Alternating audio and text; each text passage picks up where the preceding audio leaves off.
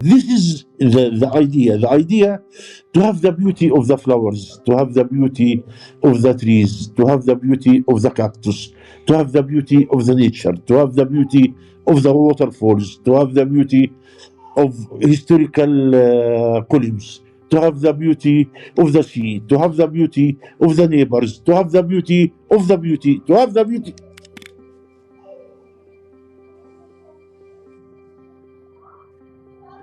We've all lost something, someone or something, and we all have the right to grieve and just be completely. It's bigger than all of us. Yani, I can't be sad about our garden sitting here next to Ahmed. I would say, Yasmeen, that there is no hierarchy in pain. Pain is pain. People in 100 years from now, they will come back to this and they will hear your words and they will see your emotions, they will feel your emotions, and they will understand what we have been going through. We are recording history right now. Please do not feel despair that the world is not acting right now, because at some point they will have to listen and they will have to understand. And I have much hope for the future generations, the younger people. They understand the reality, and it might take 2, 3, 4 years, 10 years, a lifetime, but a change will happen no matter how the Israelis try to obliterate us, uproot us, silence us, kill us. We will rise from the ashes. Hello, good evening and welcome. We're really delighted to be doing this session with Palestine Deep Dive and with Jawdat Al-Khoudary from Gaza. He had a selection of properties in Gaza which were known as some of the most beautiful places in Gaza. I went to his hotel and saw the exhibition there, which was a great pleasure for me a couple of times there. Beautiful, beautiful location by the coast. And a collector of archaeology of Gaza and one of the leading experts about Gaza's archaeology and its past. It's wonderful to have you joining us today, and thank you so much for doing this. I should have just said my name is Chris Rose. I'm the director of Amos Trust. And I'm also delighted to be joined by one of our trustees, Ahmed Alnaouq, who is the founder of We're Not Numbers and is now also working as a journalist and presenter for Palestine Deep Dive. I'm going to pass over to Ahmed, who will lead this evening's session. I hope you really enjoy it. I thank you very much, Chris, and thank you very much, Jawdat, for giving us the time to talk to you. Today's webinar is very, very important to me and maybe to many Palestinians in Gaza. I have known you, Jawdat, for a long time. I've been hearing about you my entire life. Your properties in Gaza meant the world to us, not only to me, to many, many Palestinians in Gaza. I know it's very painful to talk about all of this as something in the past. I know, but your message has to reach the world. You have to tell your story, and people need to hear from you. As I said, Al-Mathaf is Mathaf hotel is not just a hotel in Gaza. It's a place where we, the Palestinians in Gaza, we're always meeting there. We would go there for our weddings, for our ceremonies, for our graduation ceremonies. When I was in Gaza, when I used to run We Are Not Numbers, our graduation ceremonies used to be held at Al-Mathaf. And I know you were, the Al-Mathaf was very special because it was a hotel, but at the same time, it was a museum where it was full of artifacts from ancient times in Gaza. So today we're going to talk about particularly Al-Waha, the garden that you built in Gaza, and Al-Mathaf Museum. And we're going to also talk about the history and the culture and the civilization in Gaza. And I believe this is very, very important because in the Western media, we only hear about the numbers of people who were killed or injured in Gaza, but no one talks about the beauty of Gaza, the agriculture of Gaza, the archaeology of Gaza, the history, the civilization that lasted for for hundreds of years in Gaza. So, Jawdat, can we start by telling us a little bit about Al-Waha, the oasis in Gaza? How did you acquire the property? What was in this property? What's the inspiration behind creating this garden? And I know I still remember this place. It's one of the most beautiful places in the Gaza Strip, and we all knew about it. Can you tell us the story behind it? Okay. We have very nice Arabic expression saying, إن الله جميل يحب الجمال. Allah is beautiful and like beauty. So this is the Islam which I understand, which encourage people to love beauty, to love fairness, to love justice, to love all these valuable meanings. So, and since Gaza all the time, people think it's an area for attacks and area for violence and area which people are not normal. My mission was to prove for everybody that لا, we are normal people. We are people who fond of love. We are people who fond of beauty. We are people who have our dreams. We are people who have our values. And instead of just saying, because sometimes there is expression says, seeing is believing. I don't want to talk. I want to show people the reality. So I made this al and all the time it was in my memories. Garden in Marrakesh, Magorel, and I have internal competition, not myself only, to be the honest, myself and my wife, to compete with Magorel, which could be more beautiful. And we have a lot of foreign visitors who visited us and visit Maghreb, and at least we are competing. I would not say we are more beautiful, but let us say we are competing, which is a big honor for me that in Gaza you can compete Maghreb. This is the idea. The idea to have the beauty of the flowers, to have the beauty of the trees, to have the beauty of the cactus, to have the beauty of the nature, to have the beauty of the waterfalls, to have the beauty of historical columns, to have the beauty of the sea, to have the beauty of the neighbors, to have the beauty of the beauty, to have the beauty.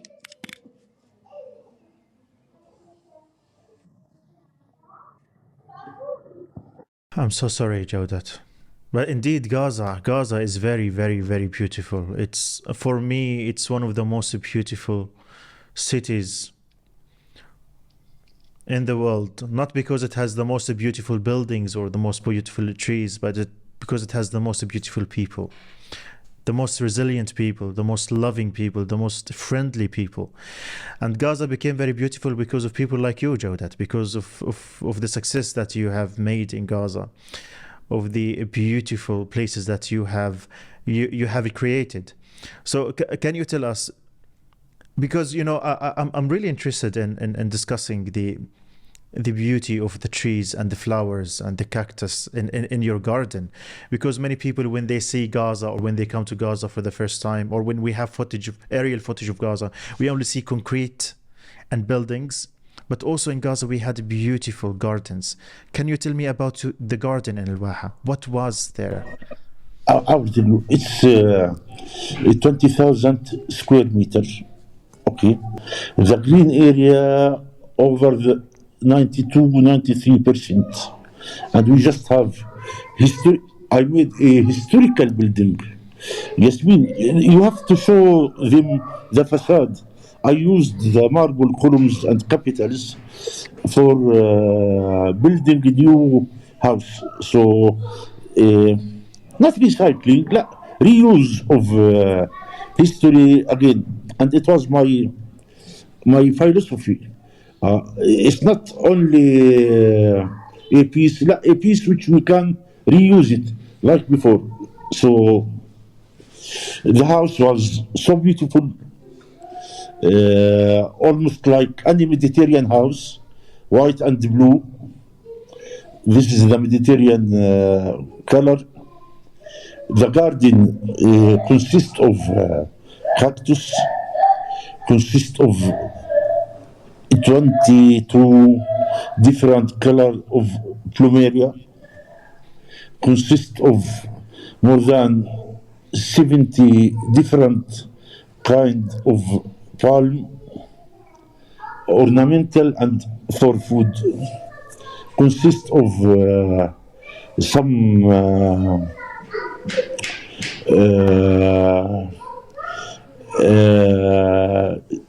trees like cinnamon. Yes, we have cinnamon.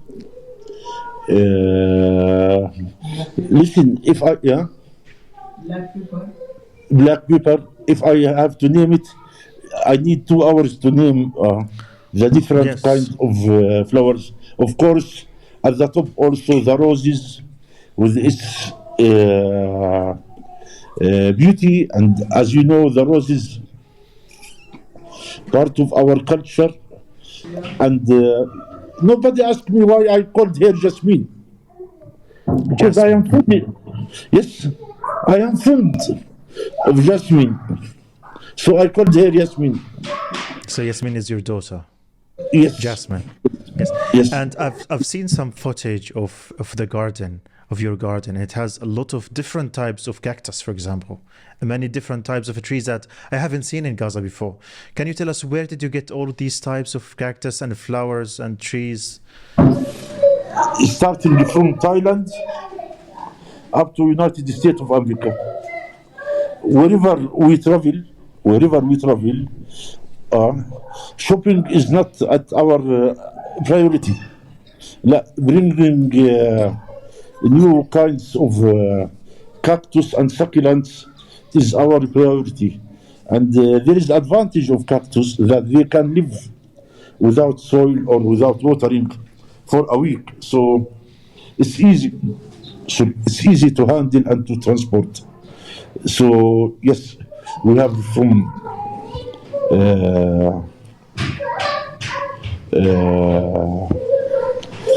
Thailand, we have from Spain, we have from United States of America, we have from South Africa, we have from East Africa. As much as I travel, it's on the top of the agenda to bring new plants. At the beginning, it takes time till it used to the climate, then it grow good. How many years did it take you to build this garden? If you will count the whole, it took 30 years. But it was phases, phase 1, phase 2. Okay, phase 2, the last phase was 14 years. So 16 years at the beginning and 14 years at the end. And I also have seen some pictures of some historic artifacts in this garden. Columns, Greek columns. Can you tell us a little bit more about that? Yes, listen, as you know, I am a contractor, and unfortunately, in Gaza, there is no high public awareness for the importance of these artifacts, and I try to collect it. And at 1980s, it was very easy, very simple, very lot of columns just in the streets, and nobody cared. So I try to collect them and to display them in a good position. And to tell you the truth, one of my dreams, which I think is evaporated, that one day we will have good political system and good governance, and to take all these columns and put it in the public squares in Gaza. Even I tried, between us, I tried once. I made very nice square in Gaza with marble columns, but it didn't work. But inshallah, we may keep the hope. Yeah.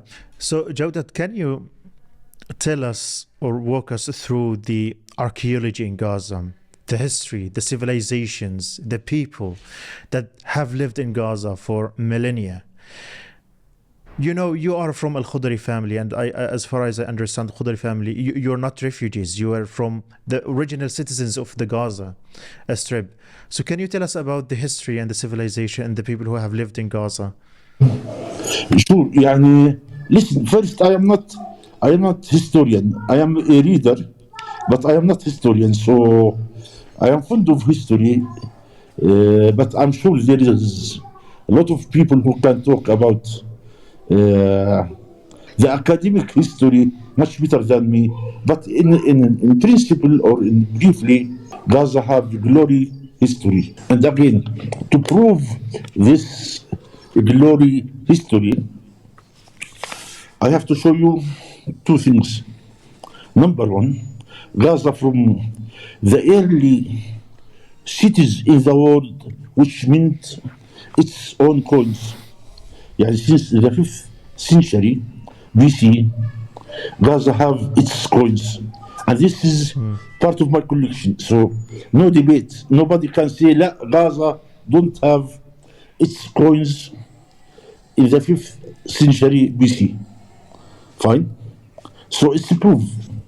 Number two, by chance, we found a leg for bronze statue. Okay, the leg was, it's bronze, 180 centimeter. One fisherman just threw his net and it came with the net. The length, 180 centimeter. When Father John from École Biblique saw the leg, he said that, okay, it's for Hermes God, and if we make calculation, this statue should be 360 centimeter length. And if you look at all the museums in the world to find a bronze statue for Hermes with this length, I think you will not find. Very hard to find. This number two. Number three, I am sure you heard about the treasure of Alexander the Great, which they found in the sea by chance. I'm talking about evidence to tell you this is what happened and this is the proof. We are not great, we are great, and this is the proof for our greatness. I don't go to issues which have debate, yes or not. This is the reality. And if you don't believe, come and see. Yeah, factual reality. Exactly. Okay, Jawdat, can you tell us what happened to your home now? Why you want?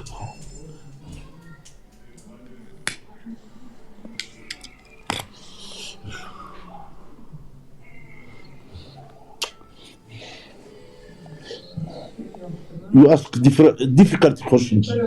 I know. I'm really sorry. It's very, very painful. But the world needs to know what happened to your home, what happened to Al-Waha, what happened to the museum.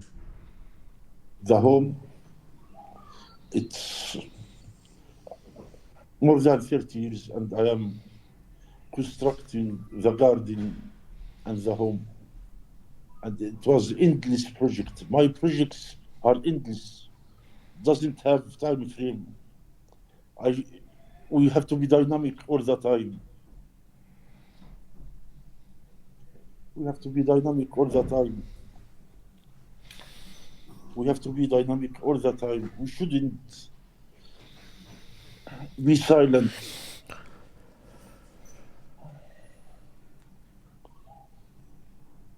You mean it was a work of your lifetime? You have been working on building this home, this garden, this hotel your entire life.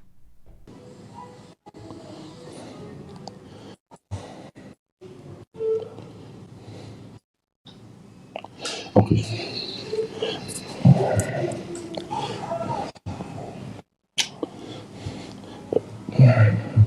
Can you postpone the questions of home let us talk about Al-Mathaf and Al-Waha.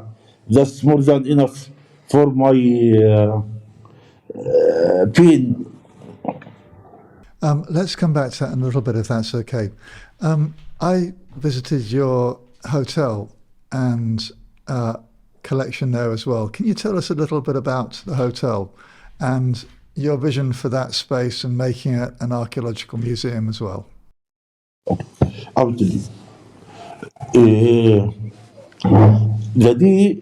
The first day of my start to collect artifacts, I have a mission. The mission was to show the people the glory of the history of Gaza. Not keeping the artifacts in a safe box. We have to collect and to show the people what does it mean. And I think I have succeeded and I have failed. I succeed and I failed. I succeed that we made very beautiful exhibition in Geneva Museum in 2006. It was a big event to show Gaza history. Thanks for God that these objects are still in Geneva. They didn't come back to Gaza. Alhamdulillah. Number two, when I start to make the museum in the hotel, all the time my internal mind was afraid. Shall I put valuable pieces in Al-Mathaf or not? Okay, and I have debate between myself.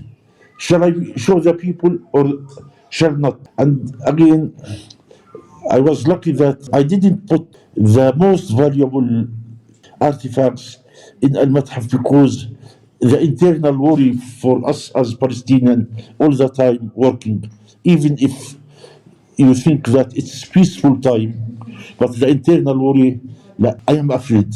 Maybe something wrong happen. Maybe we'll have war suddenly. And yani, and unfortunately it happened. The war start suddenly. Okay, the loss in the Al-Mathaf is very big loss. It's about 320 objects. We published 2 books. We can send you one digital copy of the books if you want to read them in English. They are very good. And my dream to publish more and more about the coins, about the history, but يعني, it seems will be difficult. Of course, the Israeli didn't help by allowing any archaeologist to come to Gaza through the last 10 or 15 times, except 1 or 2 from France for a specific job. Yeah. Well, during this war, or I would say this genocide, Israel targeted many historical places in Gaza. One of them, which actually broke my heart, is Al-Masjid Al-Umari, the Umari Mosque, which is more than 1400 years old. And then they also targeted Masjid Sheikh Hashim, Sayyid Hashim Mosque. They also targeted churches. One of the oldest, the 3rd oldest church in the world in Gaza. They also targeted Qasr al-Basha, which a museum, or maybe one of the few museums in Gaza, which has a huge collection of artifacts. They also targeted Dar al-Sagqa al-Saqqa house, which is historic. All of these places are historic. And even one of them is Hammam al-Samra.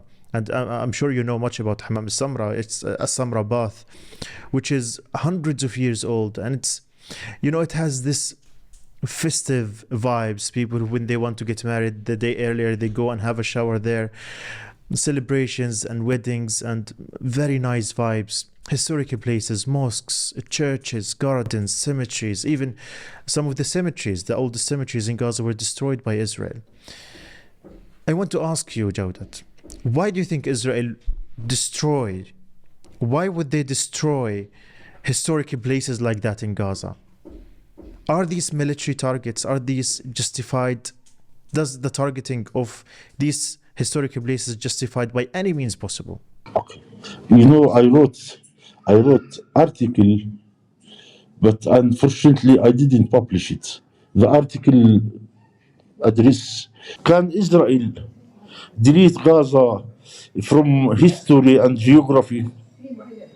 Uh, I think yes, but I didn't publish it because this war, the target was deleting Gaza from history and geography. From geography by evacuating the people from Gaza, and from history by destruction all historical places. Yes, they want to make it uninhabitant. So exactly as they destroy Al-Omari Mosque, as they killed a family, have no relationship with anything, just civilian family. The order came from the same person. Uh, just it's not war against Hamas, it's war against Gaza, against our existence. This is the problem. Our existence, our history, our values, our memories. But I will remember you by the First World War. In 1917, British entered Gaza. They found few people in Gaza. Few. Then Gaza have rebuilt again and lived again. So whatever they will make, they cannot delete us from history and from geography.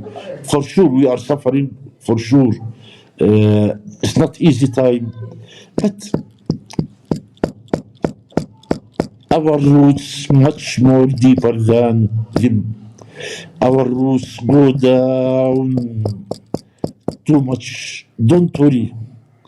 Even if they try to to to to to disconnect me from the roots, maybe temporary, but they will not succeed. Yes, yes. You know the saying that goes, they tried to kill us, they didn't know we are seeds. Yes, Jawdat, I'm not worried about the people in Gaza. The people in Gaza, they have been through a lot their entire life. For the past 75 years or more, we have been under wars, under occupation, under many brutalities. But we have survived and we will survive. But it's for me, it's really mind-boggling that Israel could destroy historic places in Gaza. It's a war crime, and I know many people now focus on the human lives, and human lives is paramount, of course. But targeting a historical place is a war crime. According to the international law, it's a war crime. They should not do that. They don't have a justification, because this historical places is not only for the Palestinian people. It's not only for the people in Gaza. It's for the entire humanity. It's for the entire world. And they can just like that target a mosque that is 1400 years old and just go away with it. And the problem is that in the media, they don't even talk about that. Let us be frank and be specific.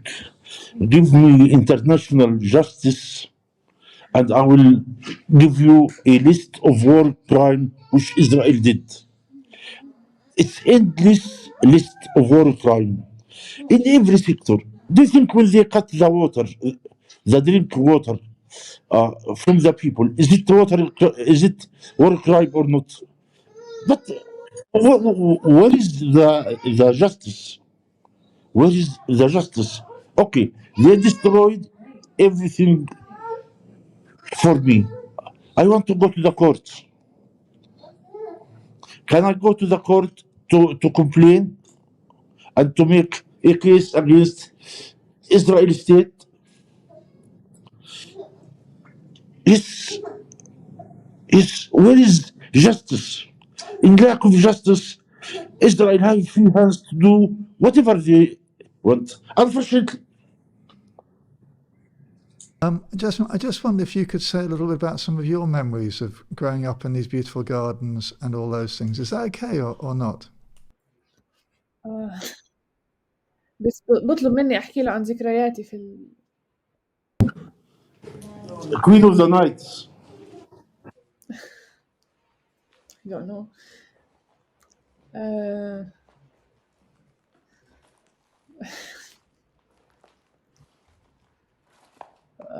يعني I don't know if I want to answer that, to be honest. Yes, I've been living here for a while, but I have been going back to Gaza at least once every year.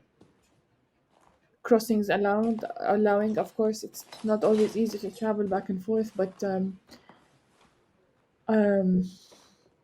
my memories are still quite vivid. Yani I was no, I can't.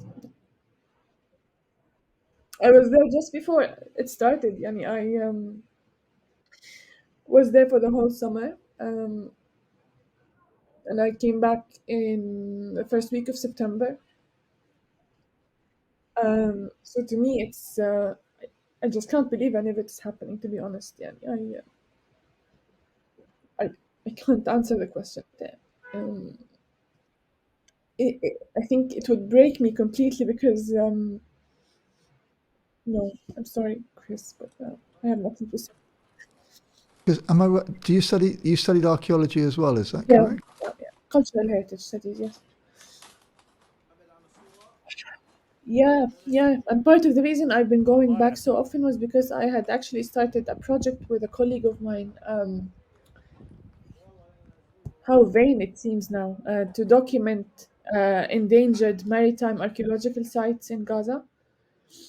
And so we've been, for the last 3 years, this is what we've been working on. Endangered sites now everything is gone. We lost 3 of the students that we were training in Gaza. They were killed at the beginning of this genocide, and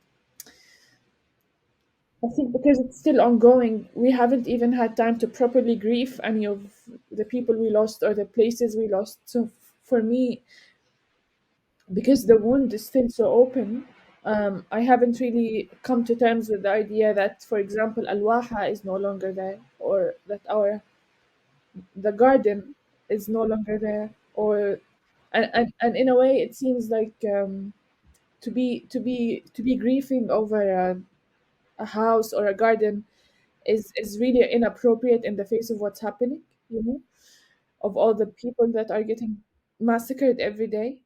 But at the same time, for example, some of the plants in my parents' garden are actually older than me, and they treated them as one of us. The way that my parents looked after these plants was really like they were another member of our family. And we grew up loving these plants, taking care of them. That when I saw videos of our house, I just can't find words to describe it. I know, Ahmed, how many members of your family lost, so I have nothing to say. يعني losing this garden, يعني I guess what I'm trying to say is I think it's really unfair that all of us Palestinians, all of us Gazans have to be put in this situation we've all lost something, someone or something, and we all have the right to grieve and just be completely. It's bigger than all of us. يعني I can't be sad about our garden sitting here next to Ahmed. I would say, Yasmeen, that there is no hierarchy in pain. Pain is pain. What I'm trying to Whether say, you thank you lose. for being so eloquent, يعني. Yeah. But it's really unfair that we have to be put in to put our feelings into words. I don't think anyone in history has had to bear so much pain and still have. يعني Ahmed, you keep saying to my father that he has to say his story because the world needs to know. But in all honesty, And this is just me being frank, not for the recording. And how much does the world actually need to know to do something? I feel like this is, never mind. It's just me being cynical and just completely No, you're not. You're not. completely losing hope in any of what we're doing, because if the world, after everything that they've been seeing, if they have been watching at all, still needs to know something. What kind of world are we even living in? If they I still need to be think convinced by another story. you know. I really second what you're saying. I really understand the pain and the trauma that you're living. And I really understand we have been talking to the media, we have been talking to the world for forever now. And how much more do we have to lose so that the world can act and stop this genocide? 30, 40,000 people, 50,000 people, how many more? The destruction, the total destruction of Gaza. It's done. The archaeology in Gaza, the history, the civilization, everything is gone in Gaza. And we're screaming to the world, screaming day and night. Please listen to us. And the world is not moving. They're not doing anything. There is a rogue country, a pariah state that is doing whatever it fits them. I have seen some videos of Israeli soldiers who are just shooting Palestinians for fun, destroying mosques, destroying churches, destroying entire neighborhoods just for fun. And they're recording that and they're showing it to the world. And the world is not acting. Why? I don't know why. And I don't understand how could they do it? How could the world allow this to happen? I still could not understand. I have been talking about my family forever now, and the world they just feel sorry for us, and they go on, they move on. But I think the power and the importance of us talking about this, maybe the world will not listen from us now, but we are recording this to the history. People in 100 years from now, they will come back to this and they will hear your words, and they will see your emotions, they will feel your emotions, and they will understand what we have been going through. We are recording history right now. Please do not feel despair that the world is not acting right now, because at some point they will have to listen and they will have to understand. And I have much hope for the future generations, the younger people. They understand the reality, and it might take 2, 3, 4 years, 10 years, a lifetime, but a change will happen no matter how the Israelis try to obliterate us, uproot us, silence us, kill us. We will rise from the ashes. Definitely. And I don't know. Whatever I say to you, I know that maybe it will not soothe your pain, because it's a lot.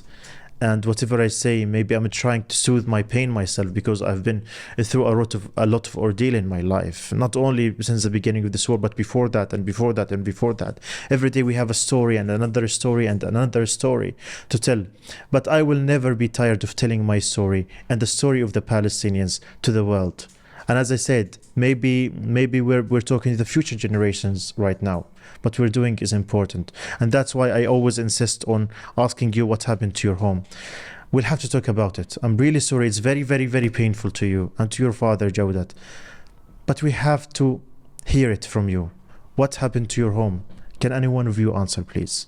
Yes, I will answer. Yes. You give good encouragement. Okay.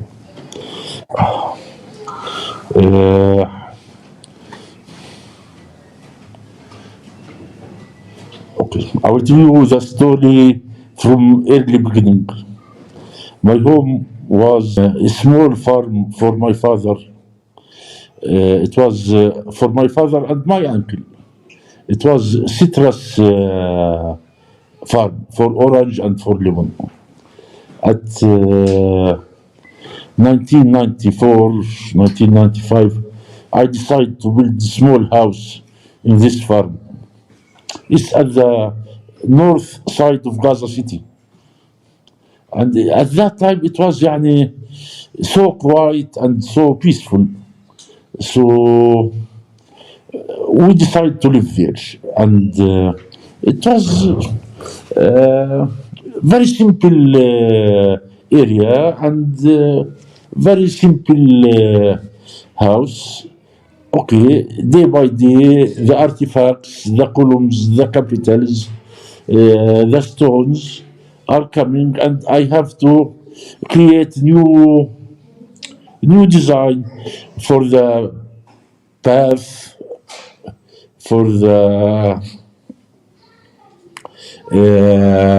sitting area, for everything, for the pergola, for palm trees, for everything.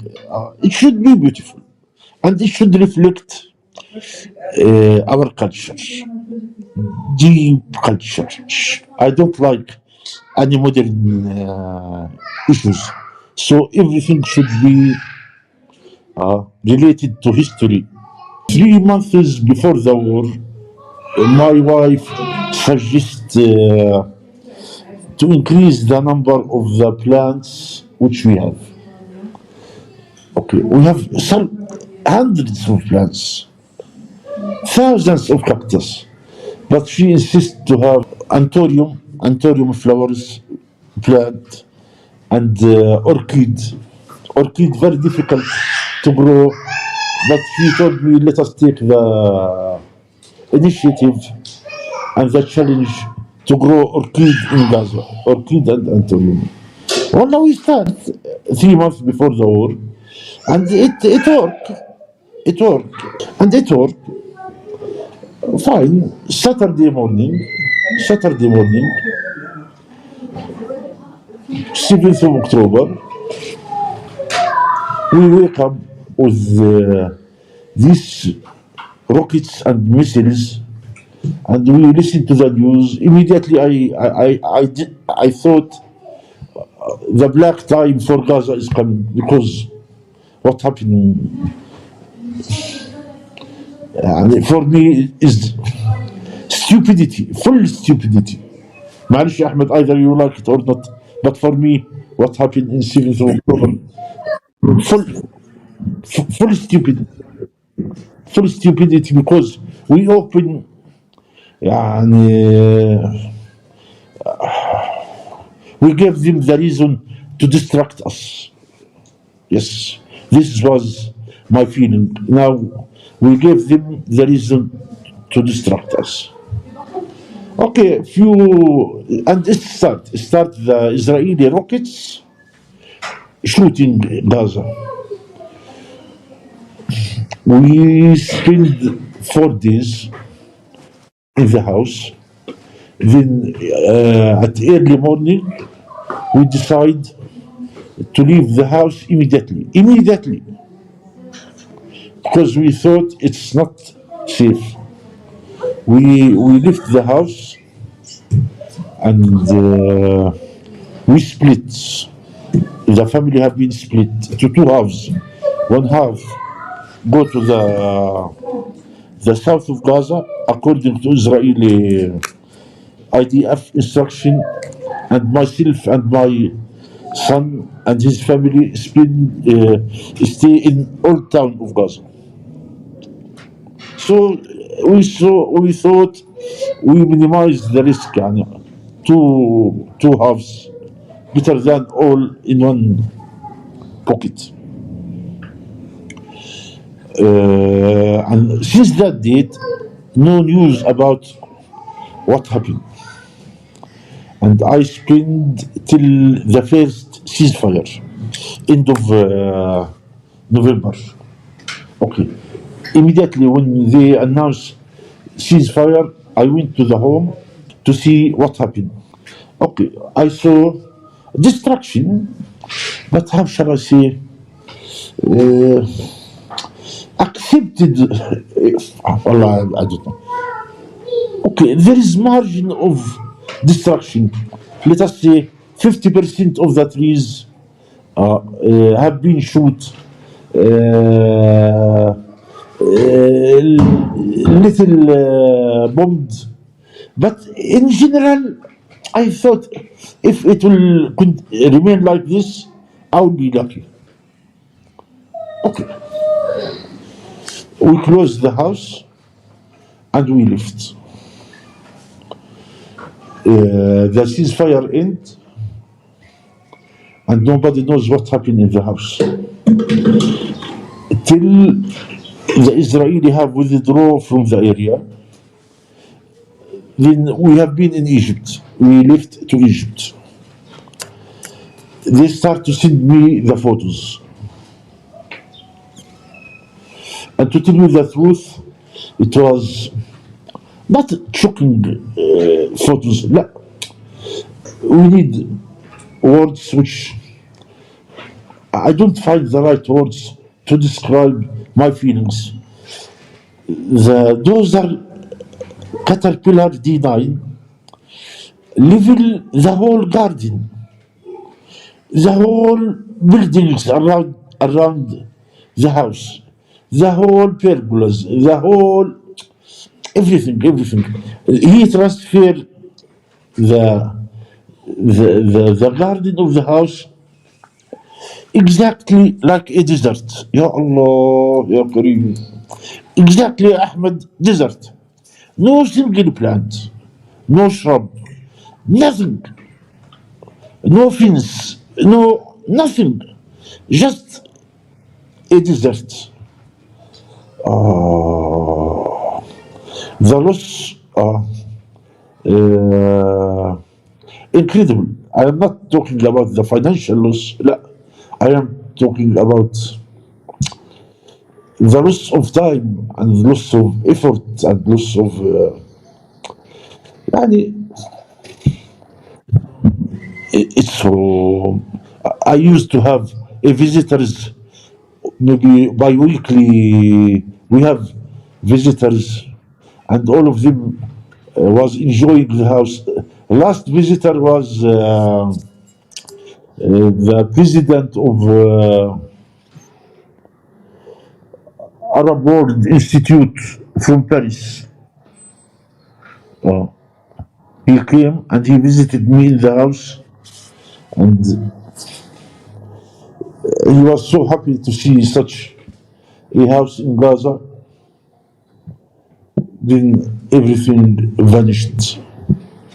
Of course, the columns, the capital, whatever you name it, bulldozer, caterpillar design deal with these artifacts. That's it. That's it. I'm so sorry to hear that. And I don't have words. I don't have words.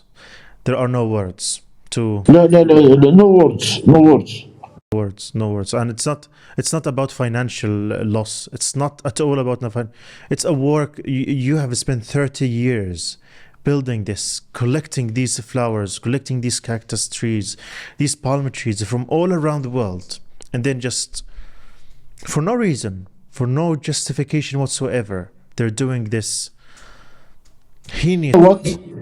You know what, Ahmed? If I am, unfortunately, we are so weak.